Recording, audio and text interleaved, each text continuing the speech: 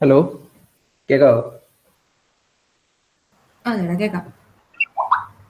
Okay, മറ്റേ stream live ആണോ നോക്കട്ടെ.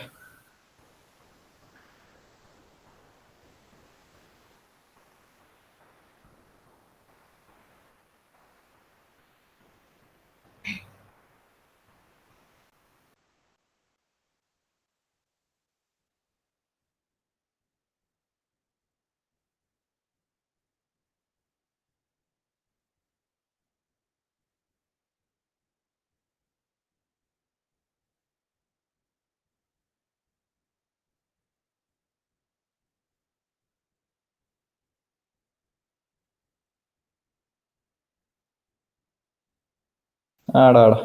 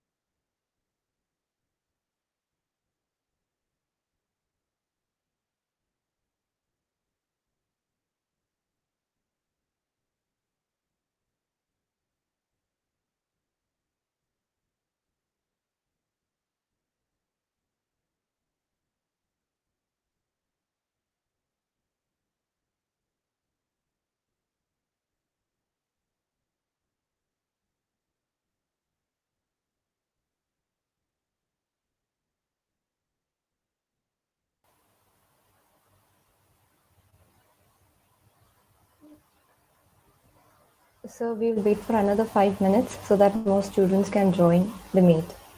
Yeah, sure, Sneha. Okay.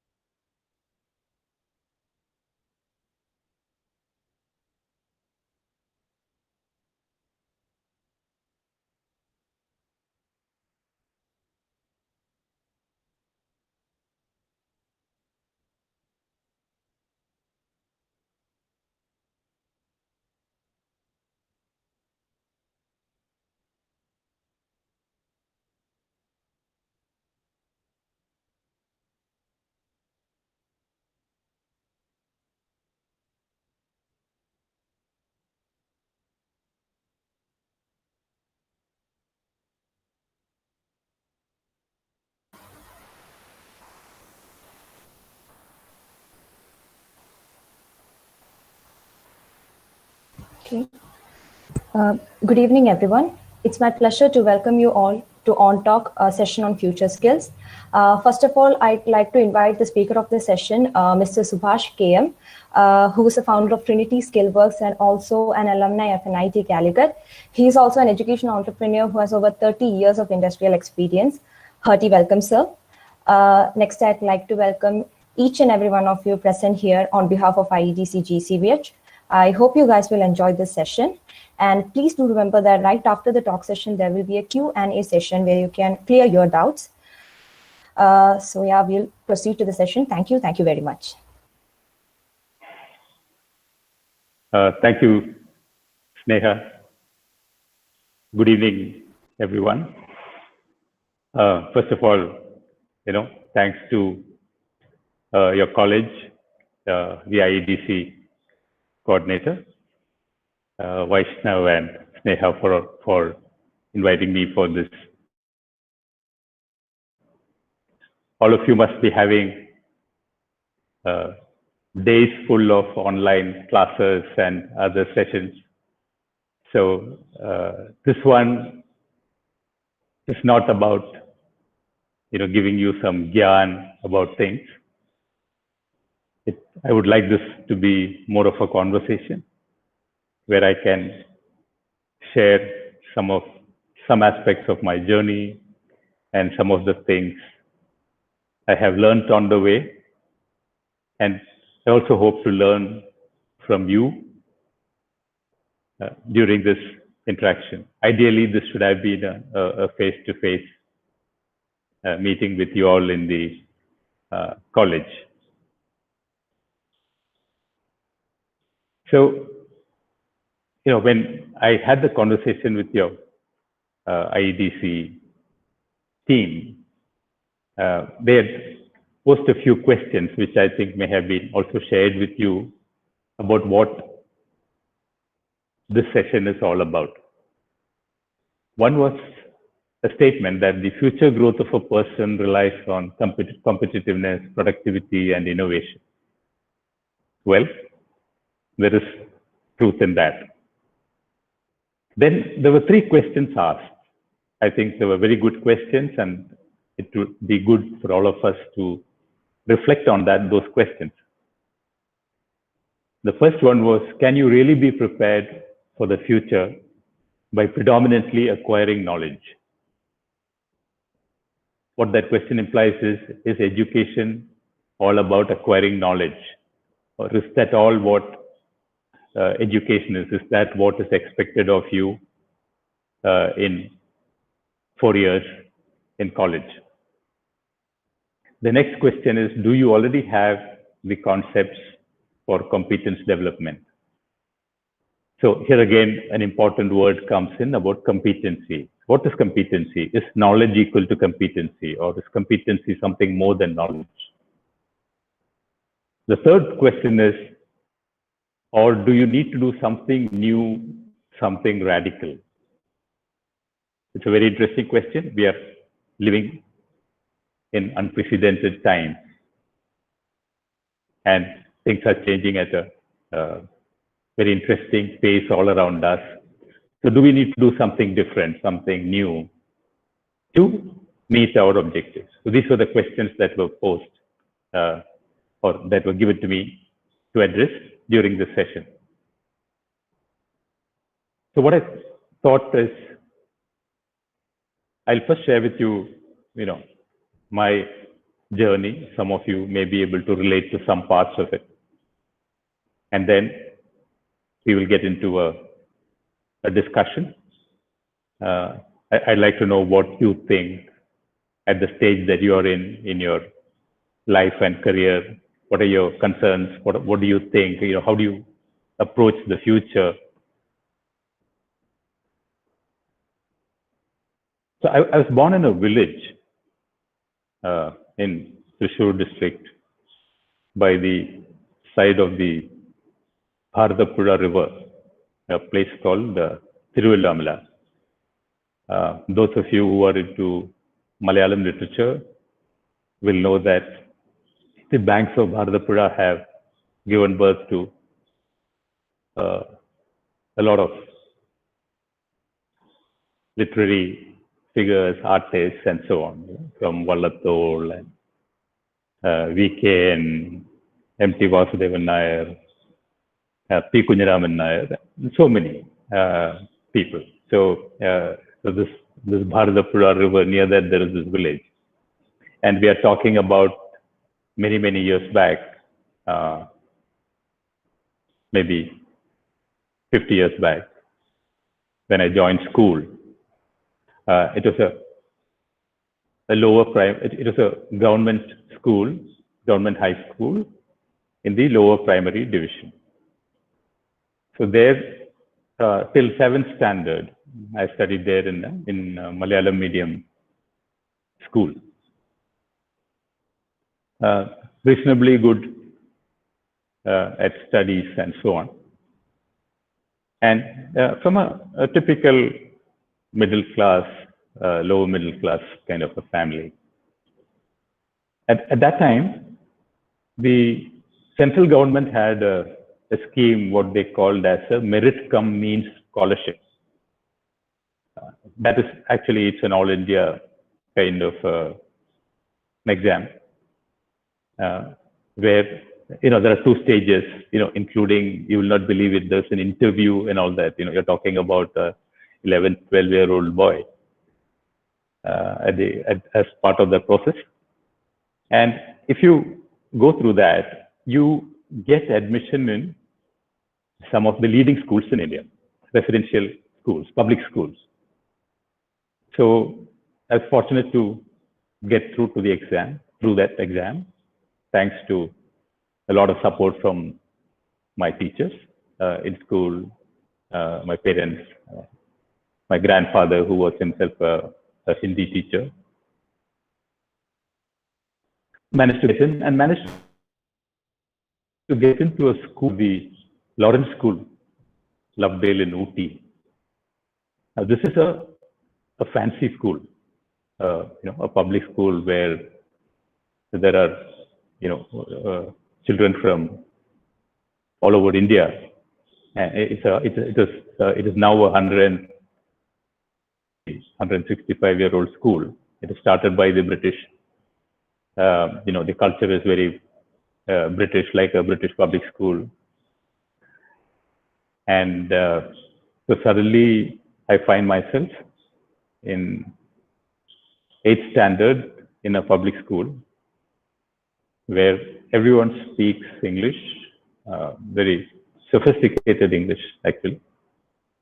And here I am from a village school, knowing only Malayalam. I could understand, I could comprehend English, but if it is spoken slowly and not with any fancy accent and all that. So it was a total culture shock, for one. And living in a hostel straight away, in dormitories with other boys, where you have a fairly, you feel totally out of place. You feel very inferior to people who speak in a particular way, who come from a certain economic background. Their world is very, very different. And especially, talking about, I'm talking about early 70s. So, that time, got so much of information that, you have as a village school-going child. And you get into that. And so after the initial, several panic and etc., that that you couldn't I thought of leaving it all and going back to my school and all that, but somehow there were some teachers there and some friends there who supported and all that, and then went through that. And so 2 things happen in such situations. One is, while I did feel very inferior to my colleagues, to my classmates,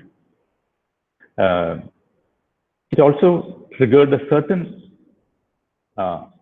competitive kind of a spirit as well, as to, let me give this a shot. The only way I can survive here is if I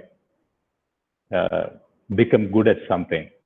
And I was not good at sports at all. Sports is a big thing in residential school where there are hostels and all that.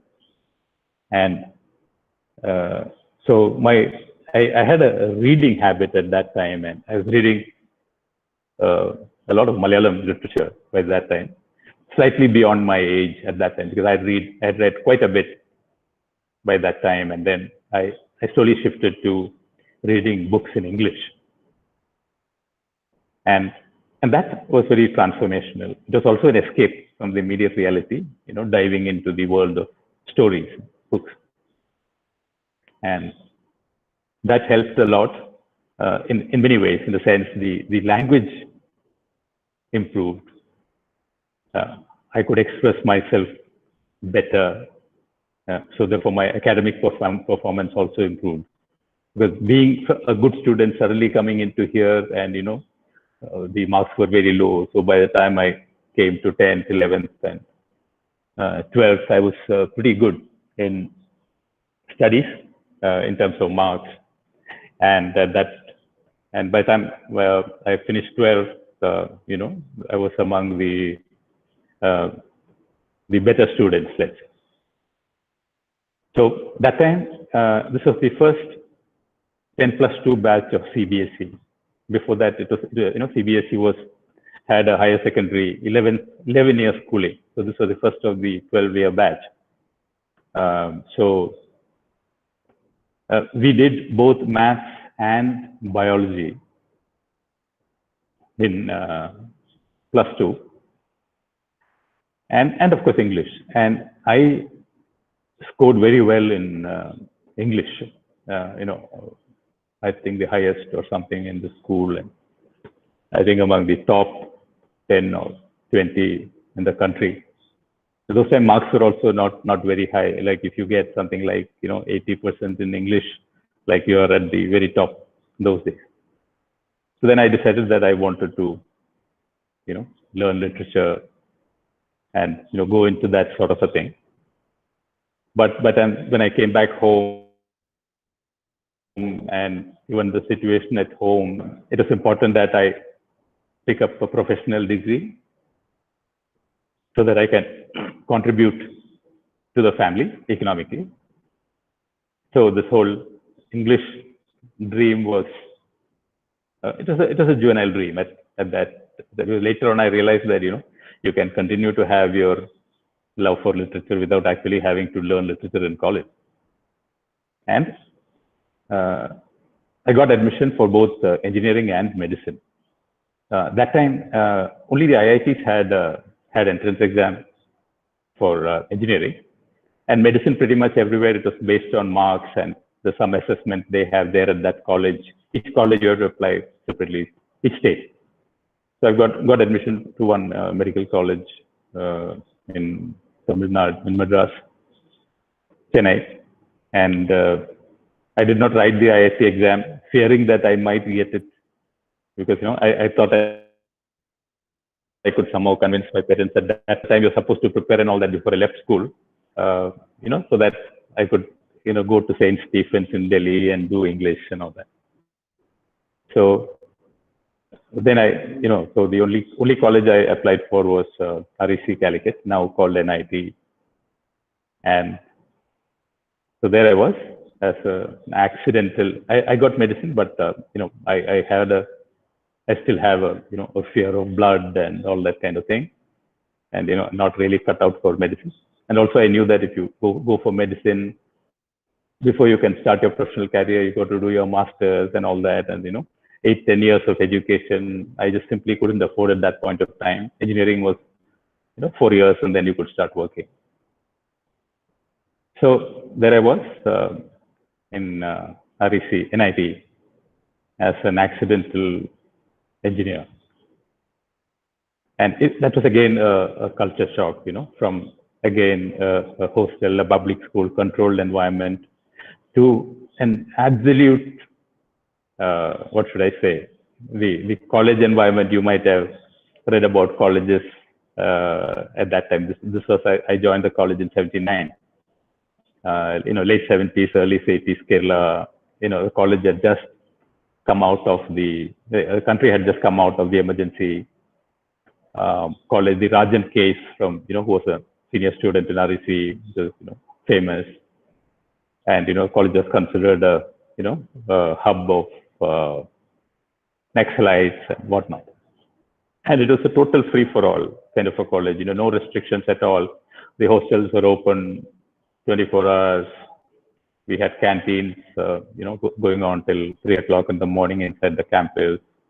We have students from all over the country, because 50% are from outside the state and so on, and ragging, intense ragging, all those things were there. And it was, I think not only me, I think everyone would have learned a lot of life lessons in the campus, in the hostels, in the other areas, the culture, dramatics, than they did in the classroom. Fortunately, since we all had a pretty good, I'm sure all of you as well, have a good grounding in your physics, chemistry, maths. The engineering course as such is not really or was not really an intellectual challenge at that point in time. Meaning it was easy to pass and get good marks because you basically had your concepts clear, and it was not really mountains to climb. So that went, and those days there were many strikes in colleges, and university was also quite lax. So the 4-year program stretched to 5 years. So in 1984, the course got over, and then I joined a company in Delhi. So there was no campus placement in all those days. So what happens is, after your degree, you either write the exams for the different government departments and public sector, which are not very difficult to get in those days, because basically the number of engineering colleges were very low. Kerala had, I think, 6 colleges at that time, and across the country also. So getting into the public sector, NTPC, ONGC, these are the companies that people used to get into, petroleum companies, all the state electricity boards and PWD and all were the destinations for a lot of people. So that didn't appeal to me. So I ended up in Chennai and went from different computer company offices. Computers were just starting at that time. I saw my first PC in my 8th semester in college. That's when the PC first came. PC meaning a personal computer. So it was quite fascinating, what that was. And then went from, just cold call, just landed up in different offices and dropped, a 1-page biodata there, asking them to call you. And fortunately, my uncle had a phone number, so where I was staying, so that was helpful. And finally, got into a company called PCL, and then was lived in Delhi. A major change, going from the south to suddenly landing up in Delhi. Again, a different culture shock. In the way things are. You must remember that that time the awareness is so low. Compared to you all now, we were utter idiots. We had no idea what is happening in the world, what's happening in the other parts of the country, and so on. So got there, and so there I worked for a few years, a couple of years in PCL, and that was very interesting computers.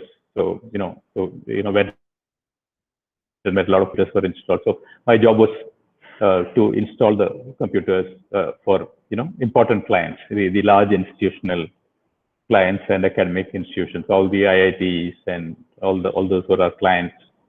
So going there and all, a lot of research organizations, central government, Indian Army, and all that. And then I moved to a startup called Hope, which is where I actually started learning engineering. You can say that was my Harishri of engineering learned there. So this is an interesting startup. It was a spin-off of HCL, where we wanted to develop.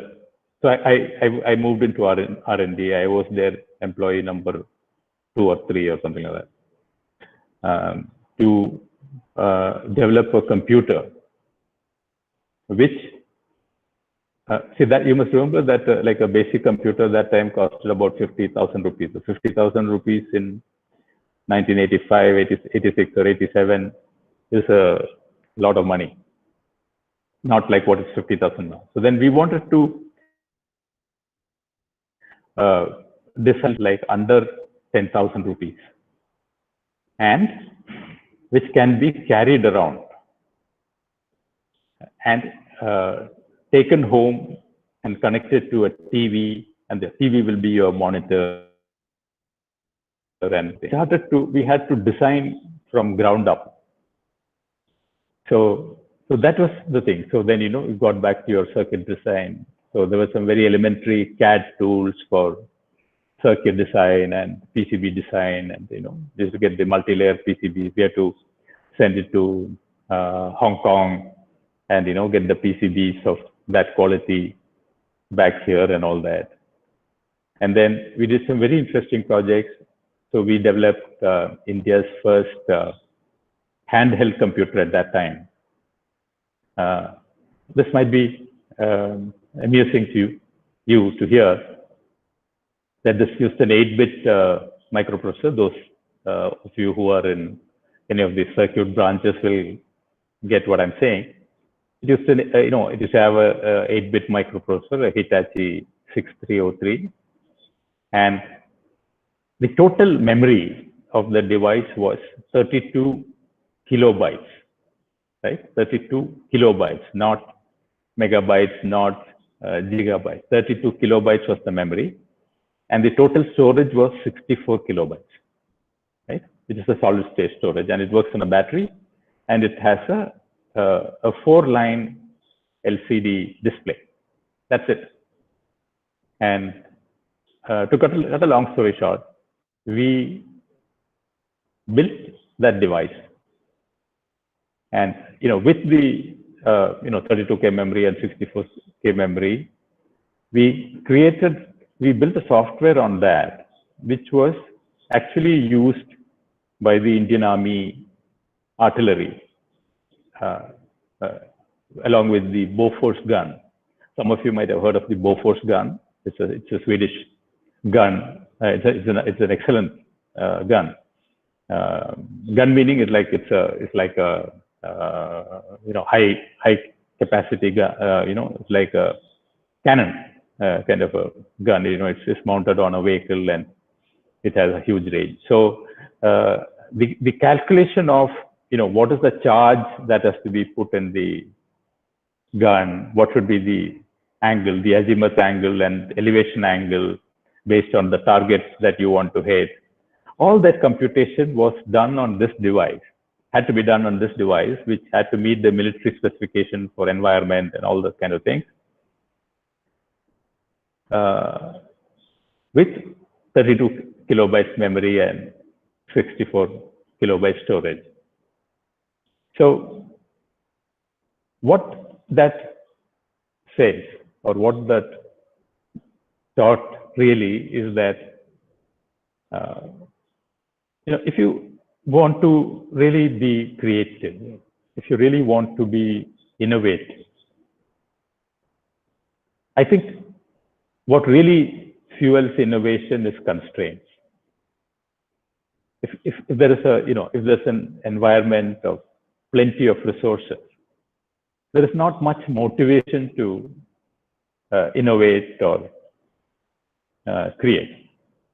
So we see that everywhere, right? Wherever there are constraints, we hear fascinating stories of how people come out of constraints, or how people turn constraints to an advantage. So as a company, I think we turned the constraints of the resources available at that time to our advantage, and created this product. So this went on for some time, and in '93, by the time I was just over 30 odd years, 30, 31, 32 years old, 31 years old, and doing very well in career, because by that time I was actually heading the R&D of the company. In between, I had spent a year as head of manufacturing of our product, which is today, by not too many people by the time they are 30 they get all those kind of experiences. And at that time, with a couple of my friends, we just decided that we will come back to Kerala and do something. It's quite crazy at that time. And it's not that I wanted it. Actually, my friend was the real motivator. He wanted it. I was not even thinking of becoming an entrepreneur at that point in time. But he kind of sold the concept, and we got an NIT franchise to start a NIT center in Palakkad. And the three of us came here.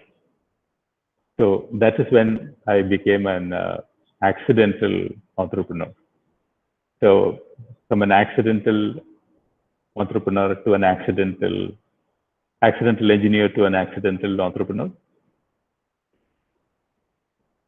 The point here why I gave you such a long story is that a whole lot of events in life, what happens to us is something that happens in the flow. Some of the metaphors used in literature about life is like, it's like being on a boat in the river, and there are different sceneries on the side, and the boat will go along with the flow of the river. You can move a little bit left, right, etc., but you generally tend to follow the river, and the life is like that. And so I think the philosophy of life, or what I've learned, is to go with the flow, enjoy the scenery of whatever comes in life, and there will be opportunities, and that will work. So this came anyway. So coming back to the story here, came here. So this NIT business did well. At one point, we had about 10 centers. We would have trained about 25,000-30,000 students, and helped maybe more than half of them in getting jobs in the IT industry at that time. You must remember, these are all early 90s kind of story, after 2000 and all that. And somewhere in the early 2000s, again, the engineer bug caught up, and I started a technology company called Trinity Mobility. So what we did, it was a GPS-based company. So we started off as a vehicle tracking company. So we were one of the pioneers in that. We had customers like Hindustan Petroleum, Bharat Petroleum. We were tracking their trucks across the country, where they could view it on the map. We put in sensors on their tankers, supplying PDS kerosene all over the country, to control pilferage and so on. Very exciting project. And we also got into a tie-up with CDAC. Those of you in Trivandrum will know CDAC. And we also developed a solution for the police. the dial 100, right? So when you have an emergency, you dial 100 and your call goes to a control room. In the control room, there's a person receiving the call who sits in front of a computer, and they know where the call is coming from. They listen to you. They know where the other patrol vehicles are, and they will send an ambulance or a vehicle to that particular point. They will inform the nearest police station. All that happens, right? Emergency response solution. So we built that product. We initially put it up in Calicut and Cochin as the first installations, and then we got an order from Madhya Pradesh for Bhopal and Indore. And by that time, the company scaled up a little bit. We started in Palakkad, scaled up a little bit, and we moved to Bangalore. And we had a couple of rounds of, we found our first investor. So we had a venture capital fund investing in us, and then we scaled up.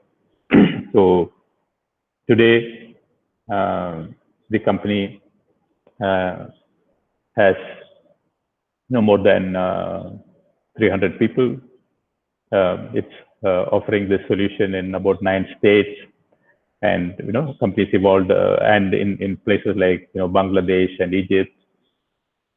Companies also moved into the smart city solution. So it's become an IoT company.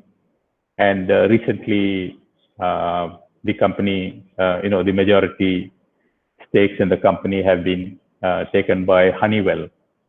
Many of you will know Honeywell. That's one of the Fortune 500 companies, one of the highly respected technology companies of the world from the US. They are into, from aviation to maybe in 100 different areas, they're a significant player. So that was good. So then, in this entrepreneurial journey, if you're not really too attached to the company that you build, the company can grow faster, because sometimes your attachment to what you create or what you think you created, can be a problem, right? So that happened. So then, so while that was happening, we appointed a professional CEO. I stepped down, and then right now, what we do is we are into the employability space. So we have a digital platform. Our company is called Trinity Skillworks, and we have a platform called SkillX, which basically brings job seekers, job providers, and skill providers together onto a platform. So prior to that, to validate some concepts, so we created close to 300 hours of learning content. We have trained about 9,000 odd students over the last 3 or 4 years. We were ready to launch this product when the COVID came in the beginning of 2020, but we have just recently launched it full scale.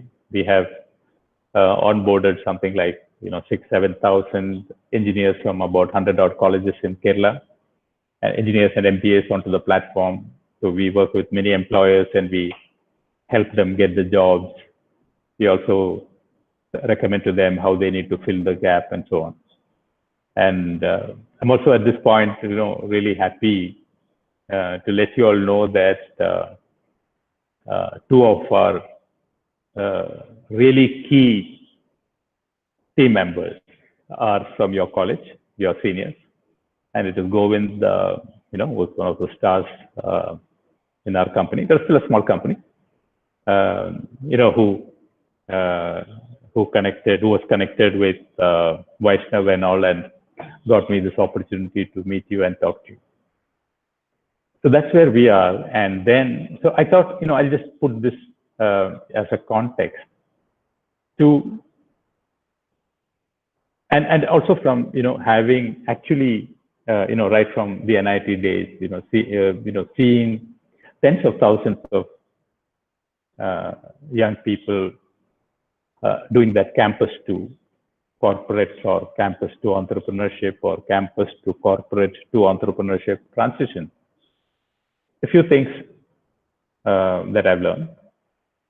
And also, this is something now, it's become a kind of a globally accepted standard as to what makes people click, what makes people tick, what do employers look for, what are the skills that an entrepreneur should have. There are many. I'm sure all of you, if you research the World Economic Forum studies or the World Bank studies, there are so many studies.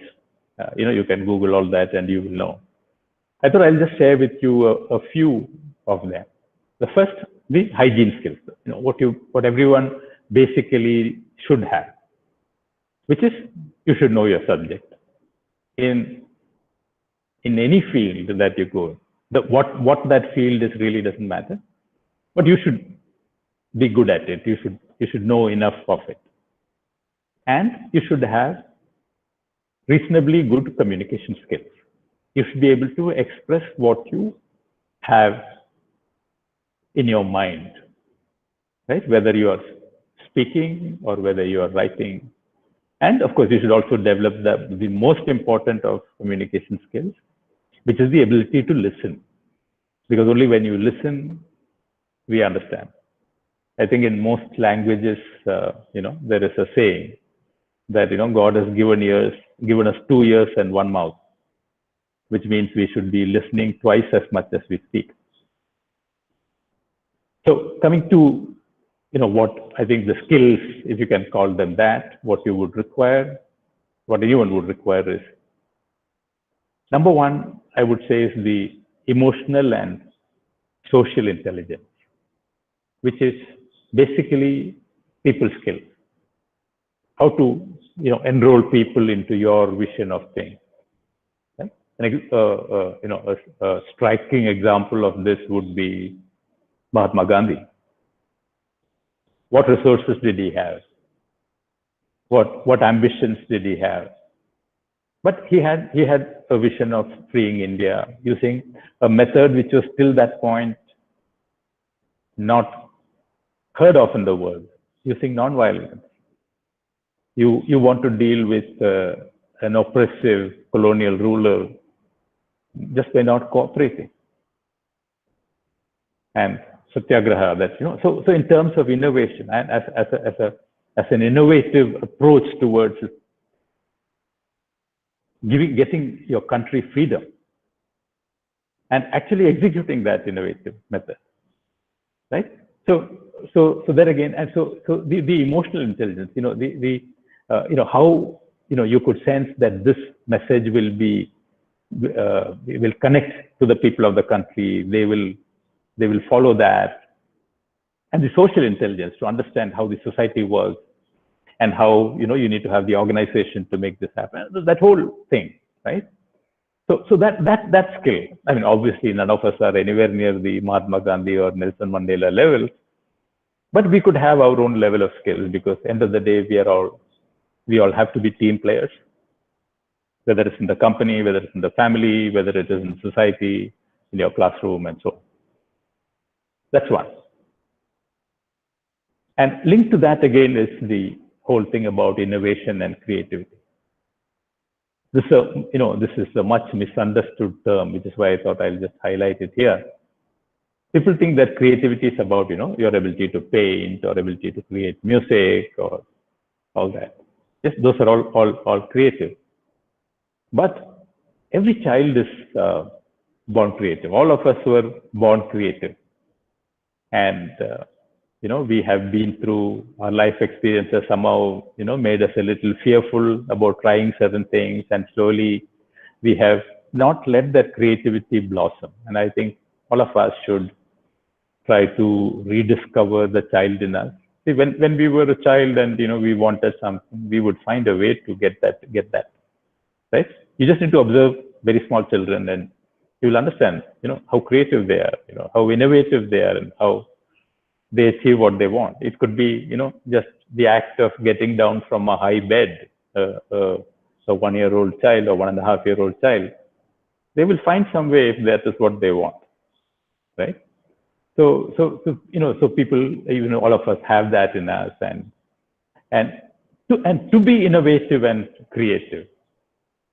I think what is really, as an adult and especially from a professional point of view, I think the key is to discover what is it that you are passionate about. This sounds easy, but I can guarantee you, or I can vouch that there are millions and billions of people who go through their life without discovering what they are passionate about. Because life is actually moment to moment, day to day, week to week, month to month, year to year. And, we just move from one thing to the other and so on. And somewhere along the line, these very important things are not on our radar. We are just dealing with the immediate issues. So that's something I think, all of us should reflect upon as to what is it that I'm really passionate about? What is it that I really want to do? And if you discover that, that is more than half the task done. Because after that, if your life's work or whatever you're doing is something that you're passionate about, it doesn't feel like, work or effort or something. It's just, something that you enjoy. I'm not saying that it'll all, enjoyment doesn't mean, pleasure and happiness and all that, right? You enjoy running a marathon, right?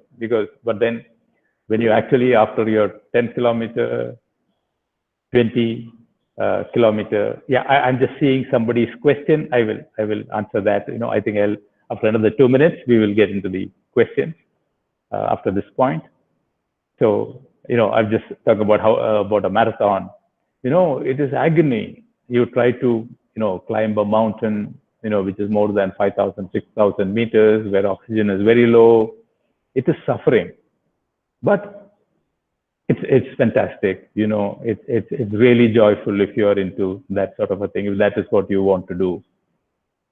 Starting a company, making it successful, touching people's lives, it's fantastic. There'll be many struggles on the way, but then if you stay with it, and therefore then comes that point of perseverance. So once you decide this is what you want, and you've evaluated everything, don't do it half-hearted, right? If those of you who play cricket or watch cricket will know that if you play a shot half-hearted, you are sure to get out. You either leave the ball or you give it, you go into that shot with 100% intent, right? So if you're half-hearted and you're undecided, indecisive, is where the problem is. And as a last point, in terms of, I think what you require is to be authentic, about integrity, about being what you are. Trying to impress someone, trying to be something that you are not, trying, all those things don't work. People will see through. It will not get you what you want. So just be yourself and what you want to be. And I think I have no doubt that the environment and the universe will align itself for that. I deliberately, so before I get into the questions, I deliberately did not get into, what should I say, about what are the technologies of the future. Should we do blockchain or artificial intelligence and all that? All of you are smart enough. There is enough information over there. And all that depends, depends on what is it that you want to do. If you don't like computing, and if you're a mechanical engineer or a civil engineer, fascinating things you can do in anything. The thing is to do something that you love. And once you do that, and then, if you have these, problem solving abilities, critical thinking, and if you're creative, and if you have good emotional intelligence, you really can connect with people, relate to people, then you're there. So that's what I wanted to share. I think I was told to speak for 40 minutes. Maybe I spoke for 45 minutes. Yeah, so now I can take your questions. You can either say it or you can put it in the chat box. So I've got a question here on the chat box from Alan Anil Sam. The question is, what if you are late to find your passion? Is it still worth going for it? Short answer, absolutely yes. There is no timetable for discovering your passion. It can be any time. It can be any time in your life that you can find your passion and do it.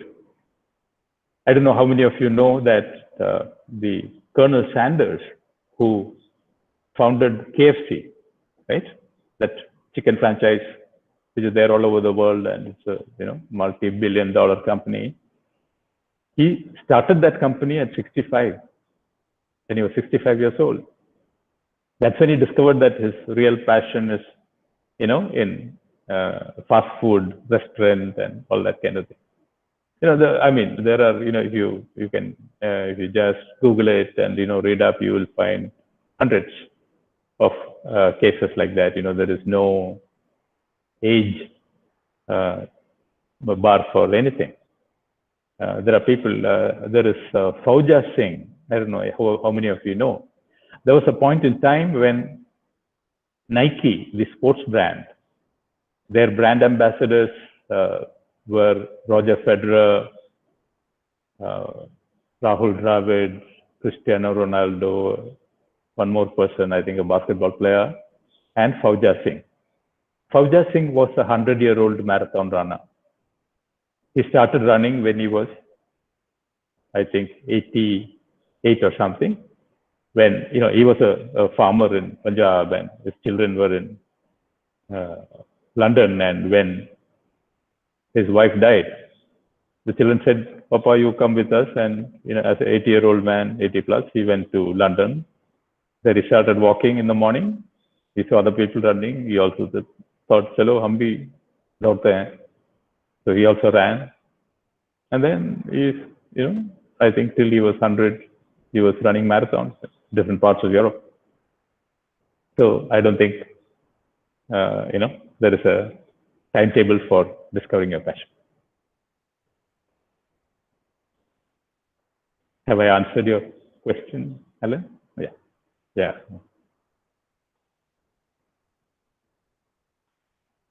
You can put it in the chat box, or you can ask, whatever suits you.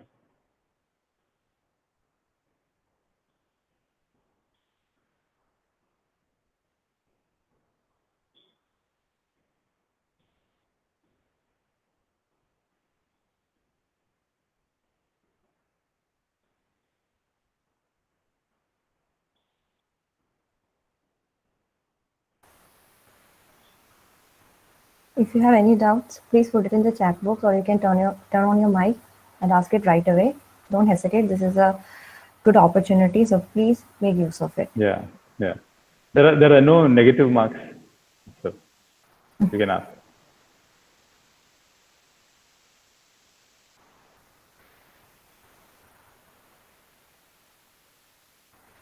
So some of the students have suggested certain questions when they were registering for the event. So I think I'll ask that question. So by that time, if you guys have any questions, you can put in the chat box.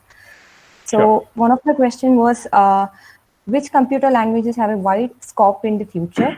And can data science have more applications than it currently does?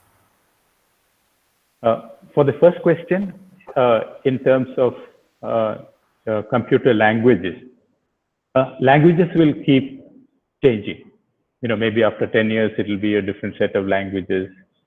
It could be. And actually, the skill in a language is highly overrated, even by employers.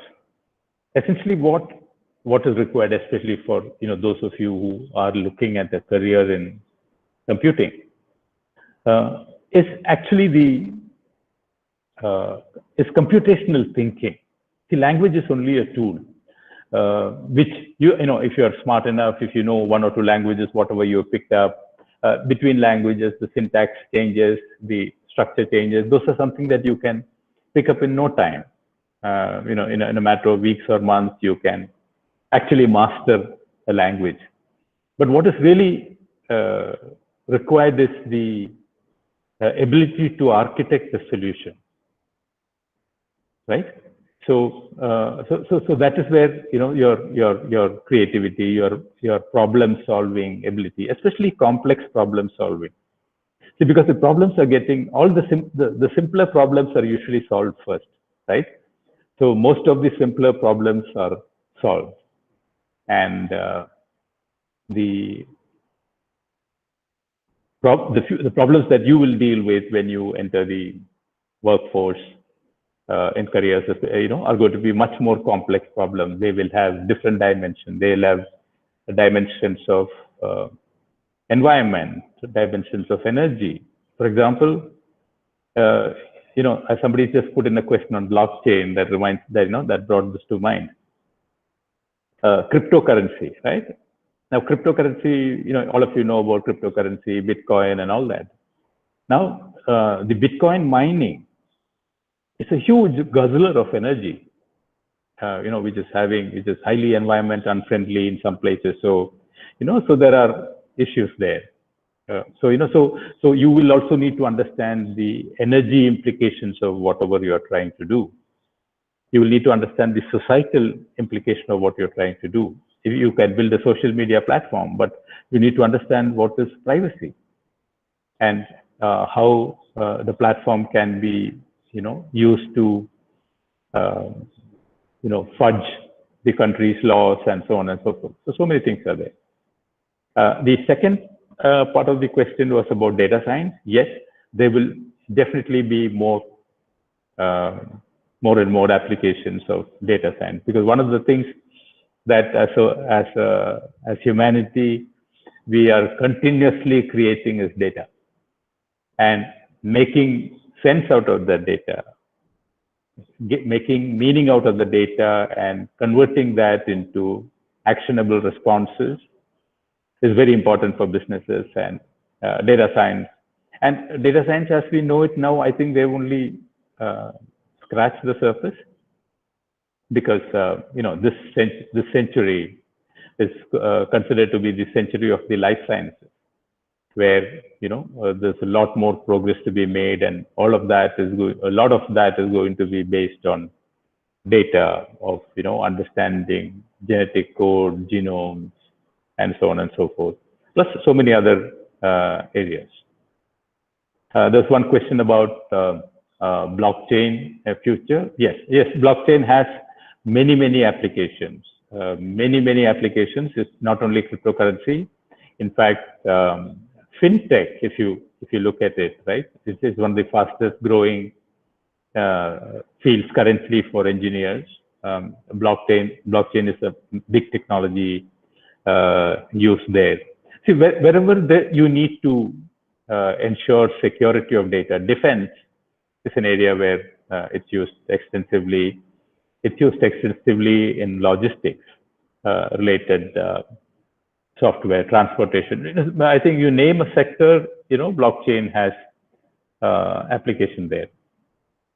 But I must also caution you as to to do a lot of research before you go into one thing. Don't just go by what you see in the media, and particularly social media, about what are the technologies and all that. It should be something that the field that you are interested in, and you should look at also, if you're looking at employment, like jobs, then you should also look at what are the jobs available at that point in time, and you should be prepared with the skills that are required for that, and do that. Because always the media, there will be a lot of hype about emerging things. I'll give you a simple example. Today, if there are 100 jobs available, right, the number of jobs on artificial intelligence and machine learning will be 2 or 3. Number of jobs on data sciences will maybe about 8 or 10.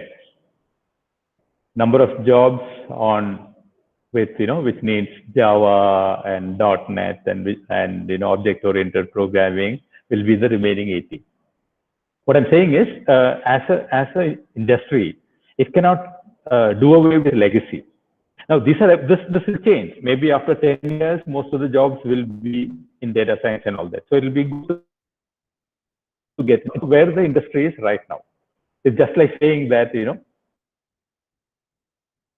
electric vehicles is the future of transportation. But we must remember that, like it's not all going to happen next year, right? It might take 10 years, 15 years before the number of electric vehicles will be more than the IC engine vehicle. So there is a path. So today, if you want a job in the automotive industry, more jobs will be there in the IC engine based automotive industry than the electrical vehicles. That's what I'm saying. I'm not saying that's not the future. There is one more question here on entrepreneurship in COVID era. Well, it's very interesting. There have been very successful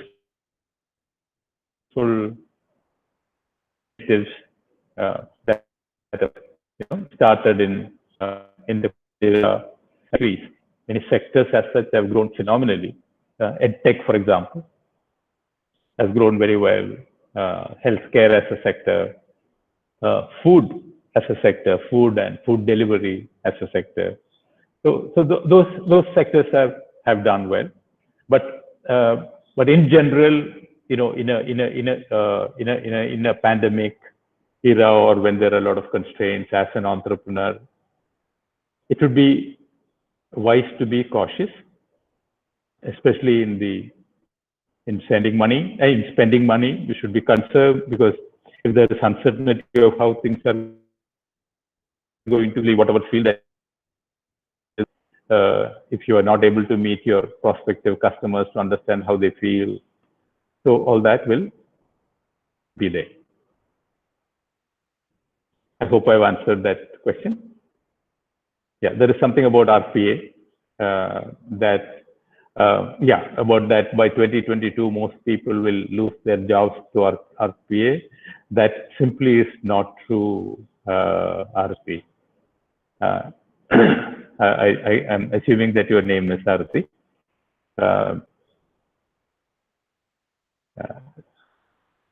What we does is a kind of jobs that really does not require a human.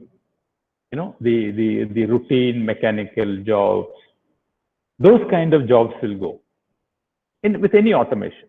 Like, for example, when computers came, the typewriting, those kind of things, when writing accounts on ledgers, and then when that came to banking, you need to go to a bank and give a check every time you want to withdraw money. But as a sector, the banking has grown. Computing as such has created far more jobs. So our robotic automation will actually spin off a lot more jobs than it will replace. And that is now the accepted view in the industry about RPA and all that. Basically, what these technologies do is to make our life easier and make sure that our jobs are not drudgery. So because a whole lot of jobs which can be done by bots or robots are done that way. So the short answer is no.